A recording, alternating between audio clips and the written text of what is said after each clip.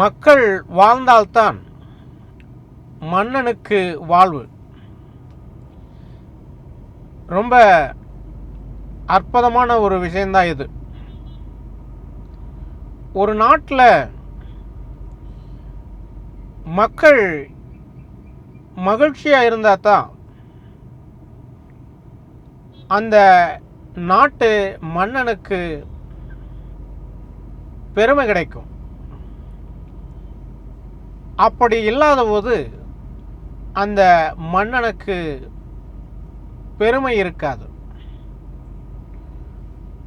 ஒரு நாடு செழிப்பாக இருக்கும்போது தான் அந்த நாட்டு மக்கள் சிறப்பாக இருப்பாங்க. ஒரு நாடு செழிப்பாக இருக்குதுனாலே மற்ற நாடுகள் அந்த மன்னனை பாராட்டுவாங்க. அந்த நாட்டின் மன்னன் எப்படியெல்லாம் மக்களுக்கு சேவை செய்கிறார் என்பதை பிற நாடுகள் அந்த நாட்டை பெருமையாக பேசும் என்பதுதான் உண்மை. ஒரு நாட்டில் செல்வம் எது என்றால் ஆடையோ ஆபரணமோ அல்ல, அந்நாட்டின் மக்கள்தான் உண்மையான செல்வங்கள். அந்த செல்வங்களை சிறப்பாக வழிநடத்தச் செல்ல வேண்டியது ஒரு மன்னனுடைய கடமை. அப்படி அந்த மக்களை அந்த மன்னன் சிறப்பாக வழிநடத்தி செல்லவில்லை என்றால் அந்த மக்களை மகிழ்ச்சியில் இல்லாமல் இருந்தால் அந்த மன்னனுக்கு பெருமை கிடைக்காது,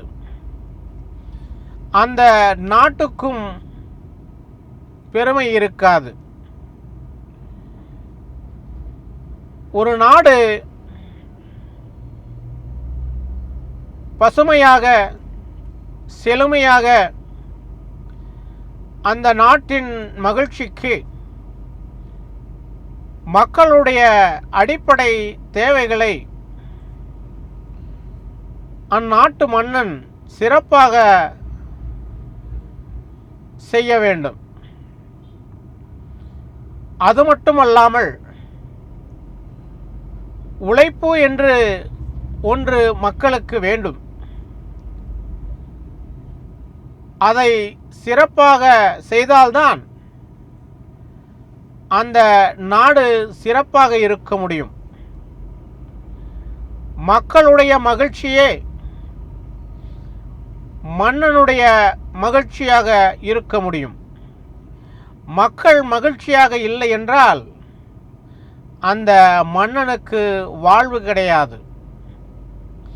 ஏனென்றால் ஒரு நாட்டின் மக்கள் சிறப்பாக வாழும்போதுதான் அந்நாட்டின் மன்னன் சிறப்பாக வாழ முடியும். சிறப்பாக அந்த மன்னனுக்கு பெயரும் பெருமையும் கிடைக்கும் என்பதுதான் உண்மை. மக்கள் எந்த விதத்திலும் ஆரோக்கியத்திற்கோ உணவுக்கோ மருத்துவத்திற்கோ அடிப்படை நீர் வசதியோ அத்தனையும் ஒரு மன்னன் அந்த மக்களுக்கு செய்து கொடுக்க வேண்டும். மக்களுக்கு மட்டுமல்ல, ஒரு நாடு பசுமையாக இருக்க வேண்டும்.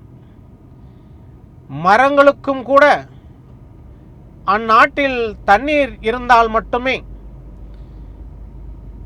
அந்நாட்டில் பசுமை என்று ஒன்று இருக்கும்.